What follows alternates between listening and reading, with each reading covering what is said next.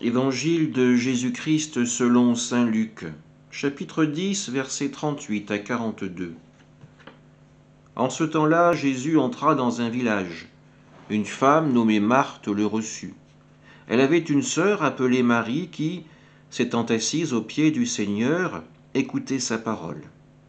Quant à Marthe, elle était accaparée par les multiples occupations du service. Elle intervint et dit : « Seigneur, cela ne te fait rien que ma sœur m'ait laissé seule faire le service ? Dis-lui donc de m'aider. » Le Seigneur lui répondit : « Marthe, Marthe, tu te donnes du souci et tu t'agites pour bien des choses. Une seule est nécessaire. Marie a choisi la meilleure part, elle ne lui sera pas enlevée. » Acclamons la parole de Dieu.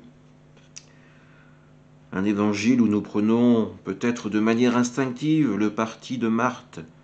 Marthe qui fait tout pour que Jésus soit bien reçu dans sa demeure. Marthe qui s'agite, qui s'échine, qui peine.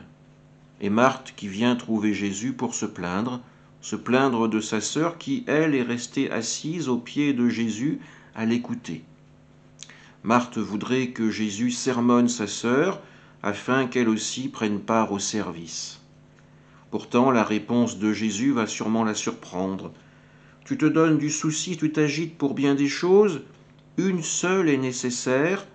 Marie a choisi la meilleure part, elle ne lui sera pas enlevée. À l'agitation peut-être un peu stérile de Marthe, Jésus la renvoie à l'immobilisme, à la patience, à l'écoute de Marie. Elle a su prendre le temps de se poser à côté de Jésus et de l'écouter.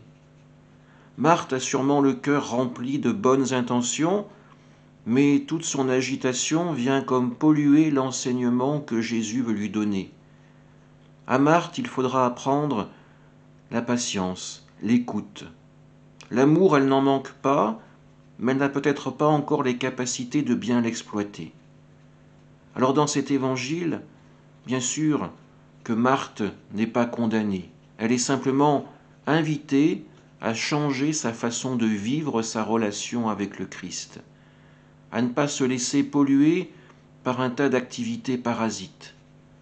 Comme nous sommes invités à faire le tri dans nos vies pour pouvoir discerner les activités dans lesquelles nous retrouverons véritablement pleinement le Seigneur, où nous pourrons mettre en pratique sa parole.